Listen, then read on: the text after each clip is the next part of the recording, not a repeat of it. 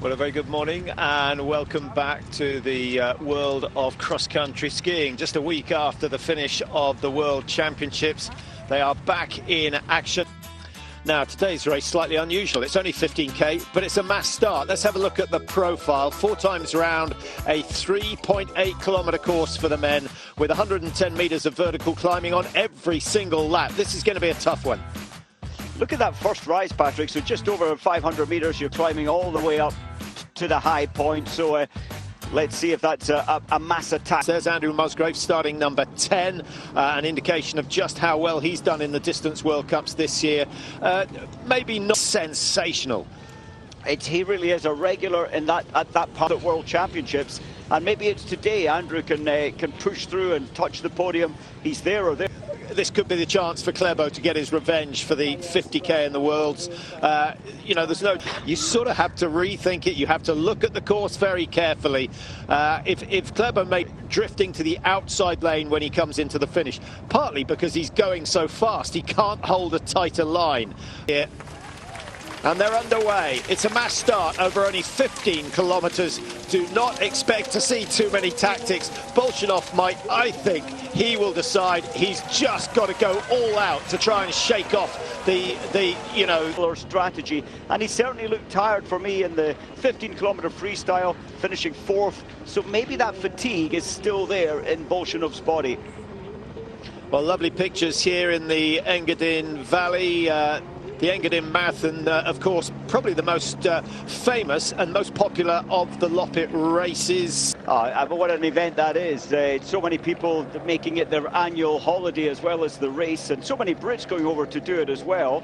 But it is a pity that these strange times are dictating. Just didn't conserve his energy. You have to conserve. Musgrave sitting in around 4th or 5th at the moment, just next door to Dario Cologna. And Niskanen didn't take too long to work his way to the front. I'm looking for bib number 16, which is Johannes Husfeldt. And then to take the 50-kilometre, well, finishing second as it turned out. It's very, very much fatigue still in their legs for me.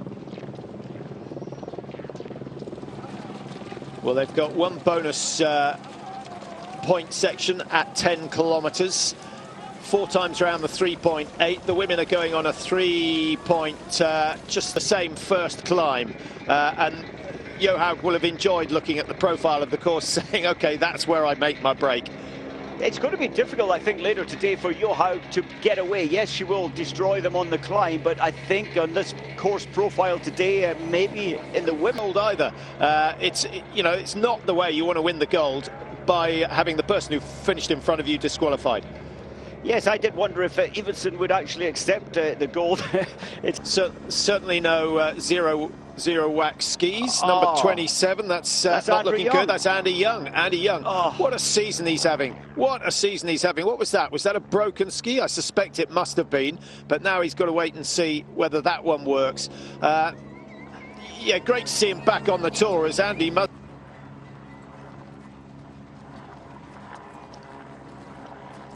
Number 13, familiar style of Hans-Christer Holland. Pretty good World Championships he had. Of course, he had the title from Seefeld in 9th. The World Championships, but he's fearless and wants to take the pace on. I think the wind blow, the snow is coming over into the cut tracks, and that's why we saw so much track changing. There's quite a build-up of snow blow in the tracks. You don't. Wouldn't be seen to be skimping in this part of the world. No, with summer it's just what a snowball throw down the road. It's a beautiful area. Just looking, that fall or broken ski has cost Andrew Young, has cost him 23.5 seconds. He's in 78th position, and it needs 10. Is up there as well. Now Holland really going for it with some aggressive double poling, trying to build some speed before the downhill. This could string them out a bit for people who were not aware. There's going to be a big concertina. What we've sort of noticed this season, he always gets to within 2.5 kilometres of the finish, and when they start to wind it up, that's where he just falls a little short. It's a real pity, and that I think he can find that extra kick that you do need when the body is hurting, when you're running out of energy. Behind the leaders, but I think this is all about the tactics. Just conserve. It's going to be one almighty sprint. First time we've seen Klæbo, number 16. He's in a nice solid position, nothing too spectacular at the moment. And maybe they've all decided that with this profile and this course, this distance, the 3.8 kilometer stage. Just trying to see where Bolshinov is. He's up at the front end in 16th position. Here as well, to be honest. The Cresta run just down. All the way down most of the route of the Engadin Marathon.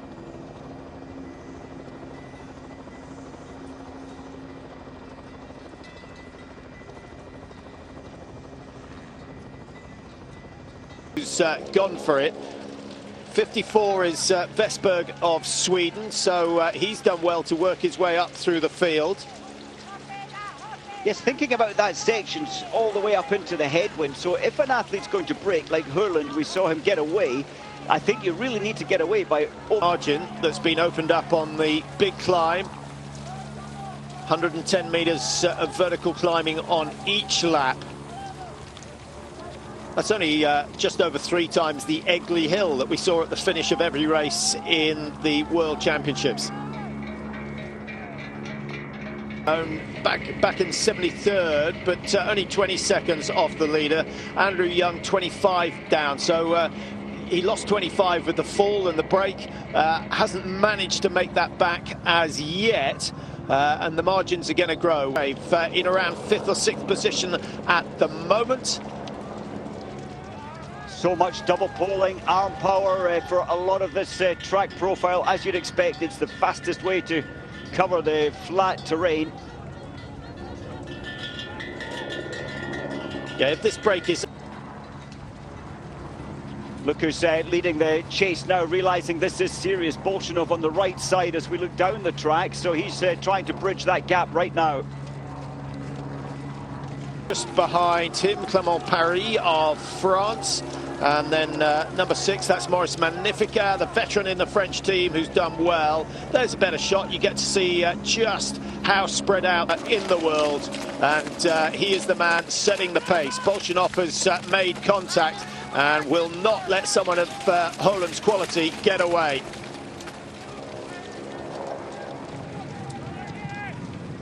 Still on the second lap. Remember, each lap... An official complaint. Do you put it down as a moral victory to Klæbo? I think 99 times out of 100 he would have beaten Bolshinov on that last finish. But over 50k, it was going to be the coming of Klæbo, wasn't it? Proving himself to be an all-round racer rather than just a specialist sprinter. And only one person has ever won at a World Champs the sprint. Be careful, because we don't want those situations arising in the future. We've seen it in biathlon many a time, Mike, where the leader just squeezes out. We had a few controversial moves in Pyeongchang. We've seen it in Ruhpolding. And we certainly saw it in Oberstdorf. Musgrave at 6.1 behind. Belov has lost his ski. He's had to run back down the track. He's clipped back into it. So K to go. Welcome back to the Engadin Valley, the Silvaplana area, providing a very, very interesting training is on this sort of terrain. I wonder how their bodies, their breathing especially is feeling. I would imagine it's strained. You do feel it here without a doubt, but it's the same for everybody. I need to tidy up my point score. I'll have an attack for those precious points but yes, Bolshinov so clear ahead and in the distance cup as well. Yeah, I tell you, who might go for it. We've seen a little bit of Maurice Magnificat, but I think he might be off the pace at the moment, might miss out on the points altogether. If he can get a good haul of points today, he will go ahead. Attached to every single team has had to produce a negative test over the last 72 hours. They're as strict here as they have been. I think the only sort of lapse on the COVID controls was really the opening World Cup in Ruka, Mike, which played a part in the Norwegians deciding they didn't want to be a part of it until after Christmas. Yes, I was very surprised because we had heard prior to Ruka that it would be tight. Can get cold here with these open skies all the time in the evening. Yeah, real contrast between the nighttime and the daytime temperatures, and actually that's great for the snow because Beast's just fighting that one out. Klæbo not really interested. Well, in fact, they've got to absolutely level. Maybe that's what should have happened last Sunday. Okay, let's make a deal. We'll cross the line together. But you know, he relishes those sprint finishes. He doesn't like losing, but he involves being involved in a race. Yes, well, and they're up the front again, the two great names in cross-country skiing, so this could be a very interesting finish. Holland is one, Niskanen is certainly one. In fact, virtually everyone except Bolsjunov and Klæbo have to get clear. Yes, and Bolsjunov with that super strength, his double poling power, that will play potentially more so into his hand today, but this man has every fast twitch fibre in his body when he'll want to put the wrongs maybe right today, the wrongs that he felt last Sunday getting disqualified. So this is going to be a very spicy final few kilometres. What are the bit of a gap between second and third? Every move Bolsjunov makes, Klæbo is going to follow him. This looks like a long run for home. 11.4 completed. And 3.6 to go now. Ninget, Berman, Colonia still in the running. Kruger is there, who got so many medals at the World Championships. Goldberg, Holland, the 15-kilometer gold medalist is there. Paroma, the big promise from Sweden. And Andy Musgrave. Well, Klæbo looking for a little bit of assistance. Bolsjunov is away with less than a lap to go. Now suffering, having tried to stay with him. He's sitting back in 6th place at the moment. Jens Berman for Sweden is there. Number 11 is Simon Hegstead. Kruger could be heading for yet another top 3 finish. 5 going through, that's Artem Maltsev, another man who had a good race in Davos, finished 3rd in there's no doubt about that, because every time we come down the hills, he's starting to pull clear.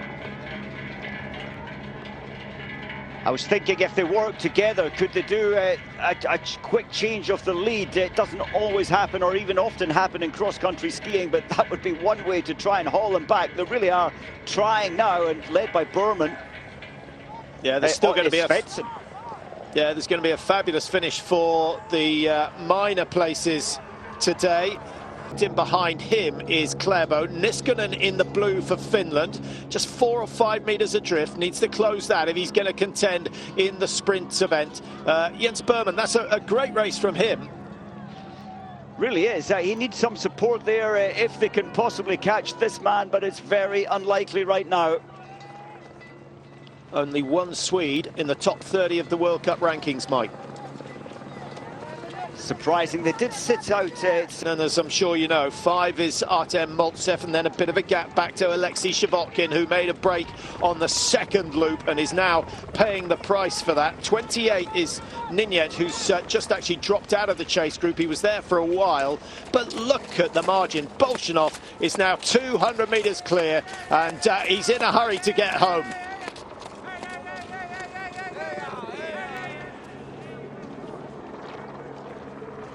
It's almost unbelievable, Mike, that he's left trying to get on the podium. Only 2 places left. Bolsjunov, this man, has secured the win without a doubt. No really difficult downhill sections. As I say that, a lapse of concentration allows that right ski just to get whipped out of the track, but he reacts well, gets all the weight onto the left and then just stays low. His ski's fast enough to carry him to the finish without any trouble at all. We went through 7.6 in 17 minutes, so an easy run into the finish, and he picks up yet another victory. What a sensational season it's been. 11 wins, and Bolsjunov 34.07. Yeah, here comes the sprint for second, and Klæbo almost certainly is going to take that. Goldberg's not a bad sprinter, just on his right-hand side. It's going to be Norway 2 and 3 today, and Jens Berman gets 4th place. 20 seconds, but looking at top 5. Fading in the closing stages. Shivotkin 10. We got Paroma the first 2 loops. Mike didn't see too much of him in the second half of the race. Yes, he got 53 seconds. Maloney Vestgaard deserves another mention, another good run by.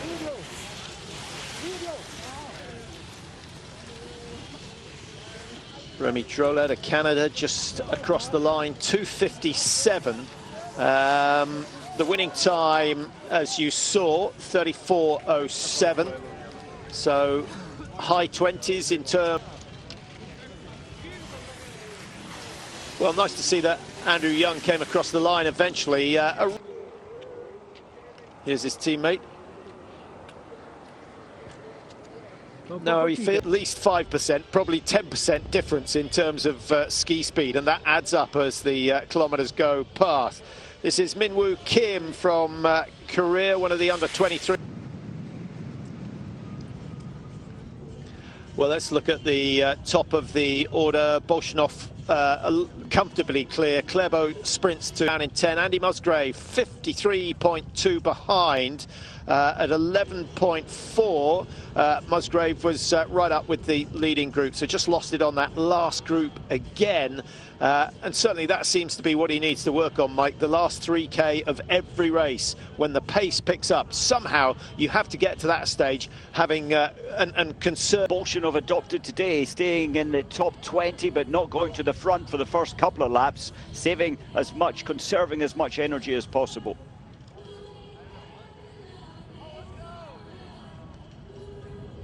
So that wraps it up for the men today. The women racing over 10 kilometres a little later on this afternoon. James Clunet, who is an out-and-out sprinter. It's a short race. It's extraordinary to have this as a mass start. The current world champion, Therese Johaug, sadly not racing of late. Maybe the pictures from this part of Switzerland will help. It is absolutely stunning, even when the weather isn't good, Mike. And I think this bright sunshine is a positive end to the season. The athletes coming from the World Championships here, it has to be a feel-good factor. Normally have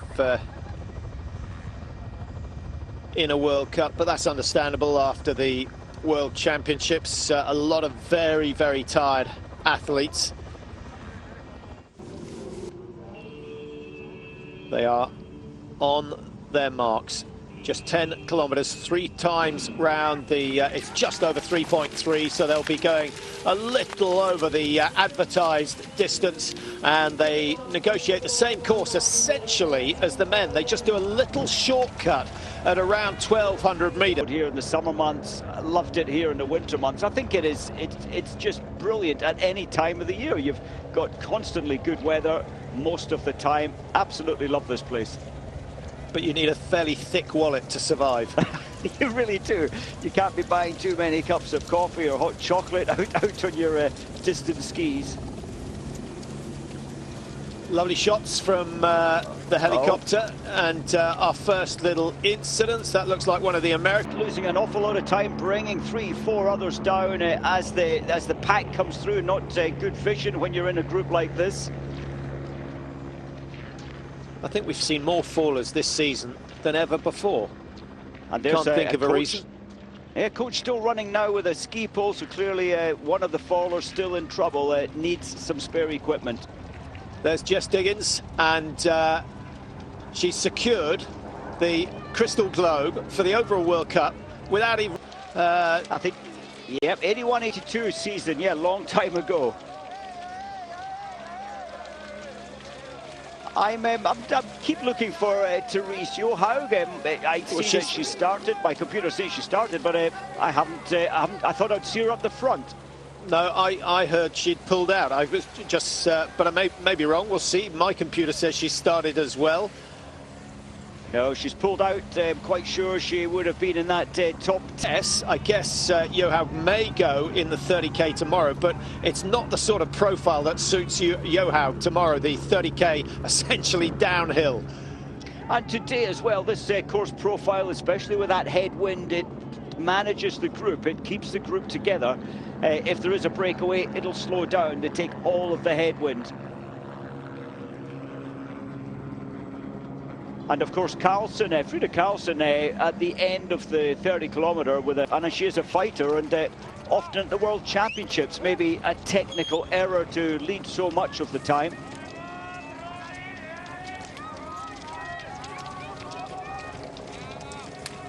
So Anderson ahead of Lynn Svan, and a little bit of a gap opened up there. It's very early to be going for a break with not even one lap completed of this 3-lap race. Sorina of Russia in 3rd place. It's more than a 20-second view ahead of you, but yes, this is a different game today. A different course. Is that Rosie Brennan? I think it is, with a broken pole. Yeah, that's a shame. Brennan had a very good start right up there. Brennan, of course, fighting for a top 3 finish in the overall World Cup standings. Needs to secure it. Needs to finish in virtually the same place as Anderson and Sorina and Neprayeva. Those are her main rivals. Lovely long downhill to get the necessary recovery. It's that Heidi Weng with the lowest tuck we've seen all season. Hey, what a great silver medal for Heidi Weng in the World Championship 30. I thought she was very clever, wasn't she? Didn't take on any of in that chasing pack, didn't take any of the lead work on. She showed when they had the fall, she really attacked and brought Stadlober back in. Wind will be when they turn right along the lakeside, and I do think that chasing group led by Sorina will bridge the gap. So Ebba Andersson it is, sitting in 2nd place at the moment. She's 4th in the overall World Cup standings. It's been a good season for the Swedes, essentially. There's a spare pole. Is it going to Rosie Brennan? I think it might be. Rosie would have been better coming to the left side track. The coach was trying to pass it over. Racing over, and of course it is part of the Engadin Marathon course, and they'll get to see a lot more of that course tomorrow. It looks like Lynn Svan has been given the verbal warning. If she skates again, she'll get a yellow card. She needs to be careful. In 3rd position she is now.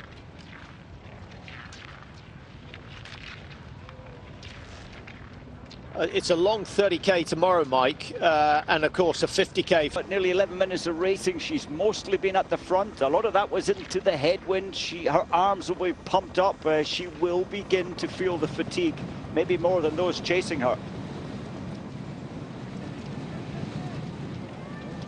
Look at that wind. At least you're getting pushed effectively by that strong wind up this particular climb.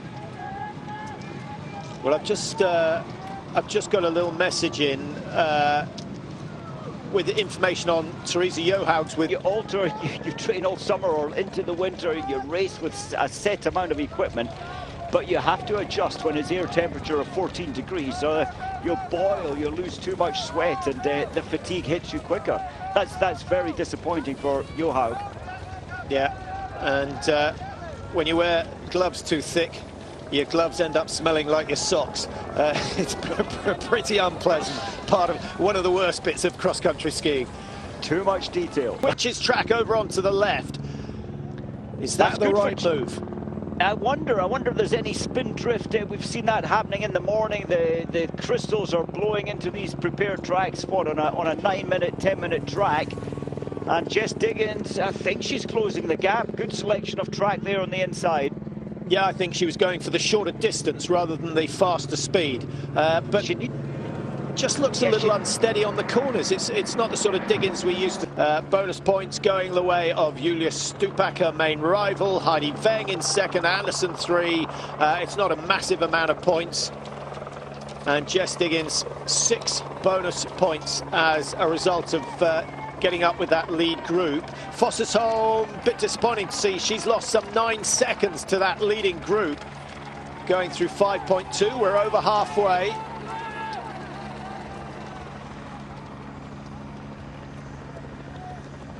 Slowly, but surely clawing her way back to the front. Good racing from her. That's very demoralising for Ebba Andersson, Patrick. Her skis, she was in the left track as she was coming down the hill. I thought she might switch into the same track as the Norwegians, but losing a lot of time on this descent. The glide factor, not the best, or not equal for sure for those around her.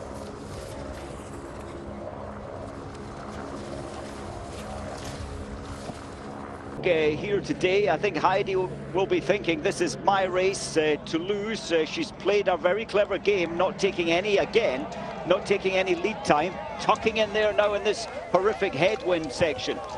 Yeah, I'd love to see her get a win, actually. You know, 68 podium finishes she's had in her career. Only 7 of those have been on the top step. And it's a wonderful achievement. Johaug, though, with 120 podiums. Marit Bjørgen, 110. And we're down to a group of 4. Which of the Norwegians is that? Is that Tiril Udnesveng? I think it's Tiril Udnesveng, who's just fallen off the pace.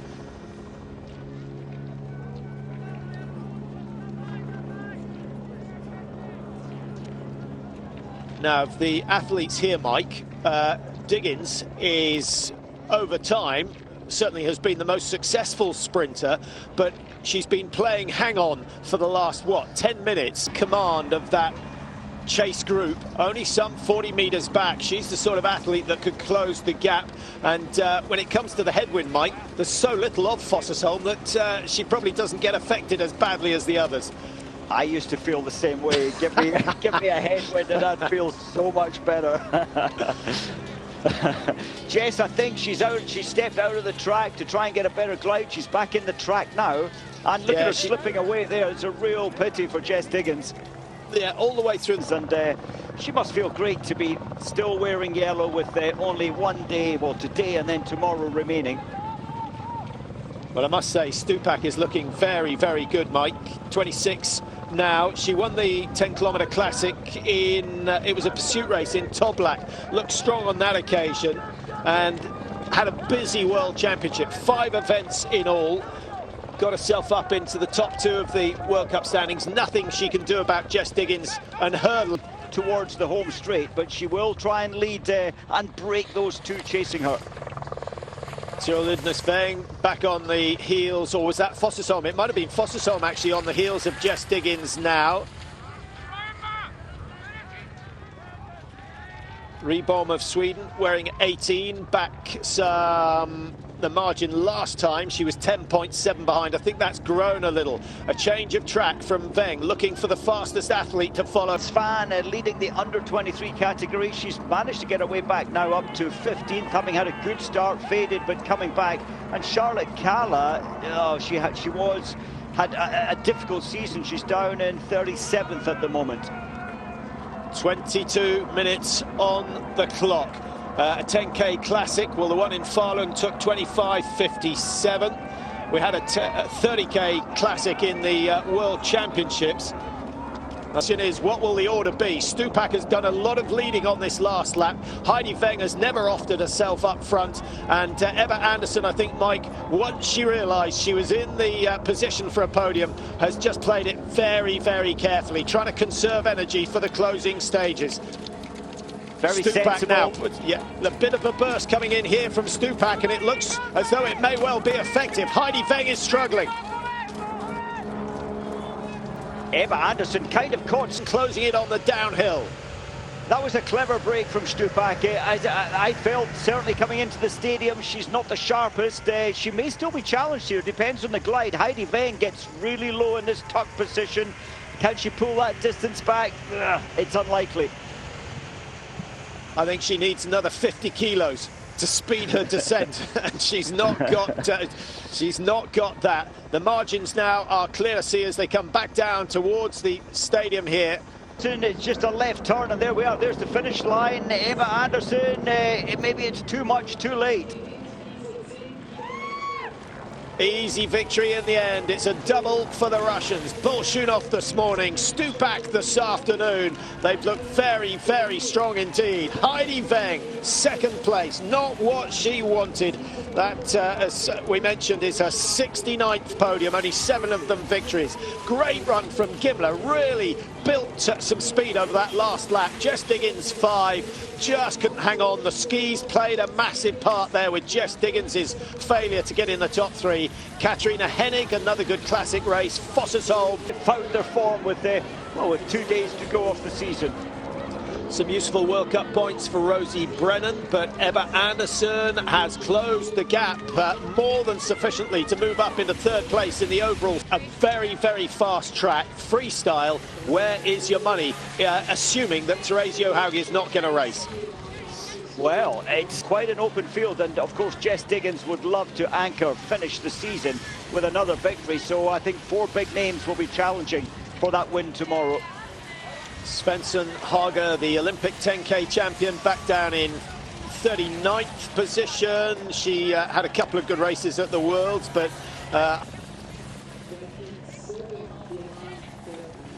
Istamina Yanatova now over 10% behind the race winner here today. Guys, 42 seconds separating the top 10, and Stupak, of course, Heidi Weng and Ebba Andersson, the top three today. Any more with the change in programme? I wonder, Mike, if I'm sure she will have been aware of the changes in the programme prior to the 30k at the World Champs, so whether Diggins would have entered the 30 in terms of tomorrow's final race of the season. What a haul it could be.